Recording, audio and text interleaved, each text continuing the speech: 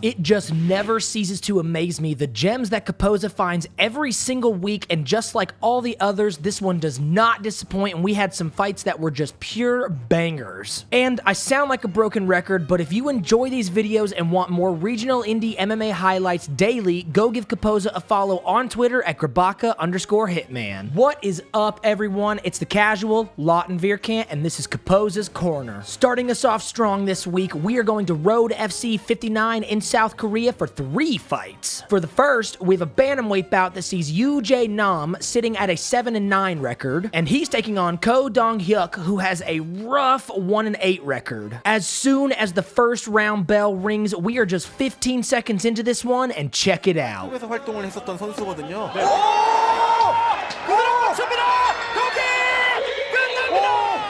An overhand right from hell, followed by 4 hammer fists, and Hyuk is down and out and trying to figure out where he is. Beautiful placement and read from Nam as he lands this huge overhand, getting the knockout and the win and improving his record to 8-9. For our second fight at Road FC 59, we have another bantamweight matchup, and this one has Go Ji-won, who has an even 3-3 record, and he's up against Jong Dae-young, who has a 5-4 record. Road FC was coming in strong this weekend, and just like the last fight, we are only 15 seconds into the first round, and someone's about to go down. 밀어붙입니다. 오른손 고기원. Just an onslaught of strikes from Won, but what I think really topped it off was his hammer fist to the left hook combo, and Young is out cold. The official time for this knockout was only 24 seconds in, and Won gets the victory, improving his record to 4-3. So for our last fight at Road FC 59, we've got a lightweight fight between Shoyatbek Bazarbayev, who has just a 1-1 record, and he's taking on Yo Jae-woo, who has a 4-1 record. Now, I'm not sure what's going on with these fighters at Road FC, but they sure do seem to love a first round devastating knockout. 준비하고 있는 여재우 같은데요.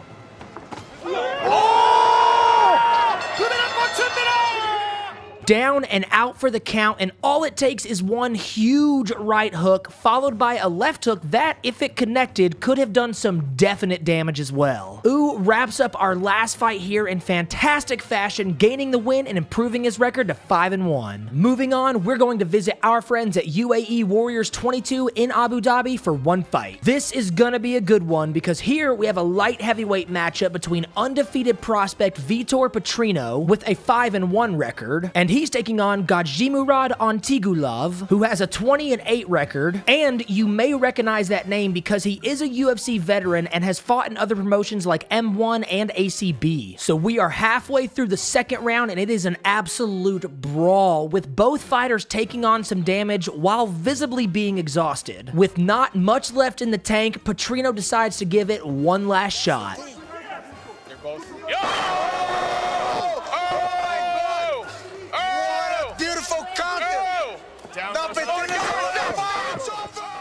Channeling his inner Ngannou, Petrino throws this nasty uppercut, followed by ground and pound to get the stoppage. Not only is he now 6-0 and a prime prospect, but he gains this win over a UFC veteran and is someone you need to keep your eye on. Up next, we are going to Rubej Fighting Championship in Russia for 1 fight. Here, we have a lightweight matchup that sees Dmitry Kolotilov in the blue corner, and his opponent, Rustam Shafiev, in the red corner. Now, this is one of those ones where I couldn't hardly find anything online for either fighter, and what I did find seemed outdated, like Rustam's record only being 1-2 from 2018. But regardless, this was one of my favorites this week, and you can guess why.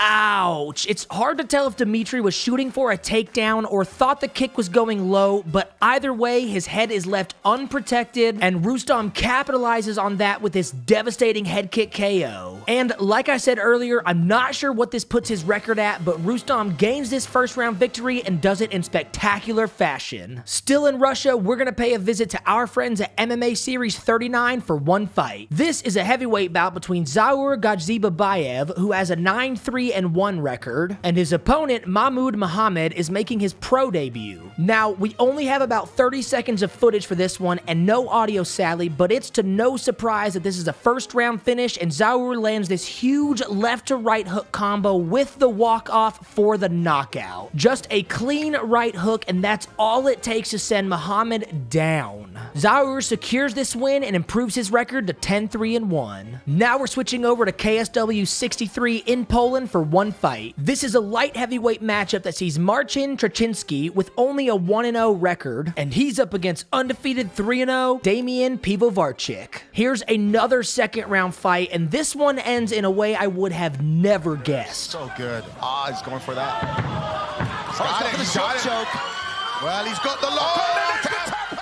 What the actual hell just happened? Damian goes in for the rear naked, but gets flipped all the way over his opponent's back, and in turn gets the tap from Marcin. Absolutely unique sequence of events here, but hey, it got the job done, and Damian secures the win, keeping his record clean at 5-0. We still have a few more left, so we're going to Fight Club Rush 9 in Sweden for 2 fights. For the first, we have a bantamweight fight between Alexander Loof, who is making his pro debut, but has competed in the past in the IMAF Championship in 2019, and he's taking on Amir Malikpour, who only has a 2-1 record, and also has competed in IMAF, but back in 2018. So here's a really new sight. We're in the third and final round, and just under a minute left, and Amir decides it's a good idea to taunt Alexander, so this is his natural response. Leaving it all inside the cage.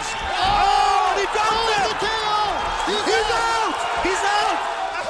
Yep, with just 20 seconds left, Alexander pulls off this beautiful leg catch into a straight right to send Amir down. And slamming his head on the canvas mixed with the ground and pound gets the stoppage. What a debut from Alexander as he makes a statement and claims his first professional win. For our second fight at Fight Club Rush 9, it's a lightweight matchup that sees Karar Al-Jabari making his pro debut, and he's up against Ramad Stromanis, who only has a 1-0 record. We're almost 3 minutes into the second round of this one, and then we get this.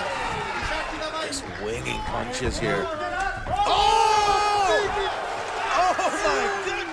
Clark Kent would be proud of that one. A walk-off Superman punch from Stromanis, and this fight is over. You could just see him waiting for the opportunity to open up, and that it did. Stromanis gains this win and improves his record to 2-0. For our last fight this week, we are going to Fury FC 50, and just like clockwork, it is time for Caposa's KO of the week. This is a bantamweight bout between Cameron Smotherman, sitting at a 2-2 record, and he's up against Dylan King, who only has a 1-1 record. We're only 1 minute into this fight, and check it out. Each time we see him in the cage. Oh my goodness! And Smotherman right back up. King now. Oh, you thought that was the knockout, didn't you? Nope. Cameron somehow recovers, and 3 minutes later lands these huge right hooks that are the beginning to the end. It's going crazy. Dylan King might be out on his feet right now. I don't know if he knows where he is. Oh! What an insane fight, from getting rocked early to staying in there and pulling off this insane comeback. And just a quick backstory, Cameron trains at Metro Fight Club, whose head coach Saul Solis passed away a few weeks ago, so this was an emotional victory as well as an amazing comeback for Cameron as he gains the win and improves his record to 3-2. Another week and even more great highlights thanks to Caposa, and if you want more videos just like this, go give him a follow on his Twitter at Grabaka_Hitman. And you can also support him on his Patreon at patreon.com/Caposa. And as always, thank you to these amazing organizations for hosting these events every single week so that we can get our MMA fix. And a thanks to the fighters, winners, and losers, and we will see you all on the next video. Peace!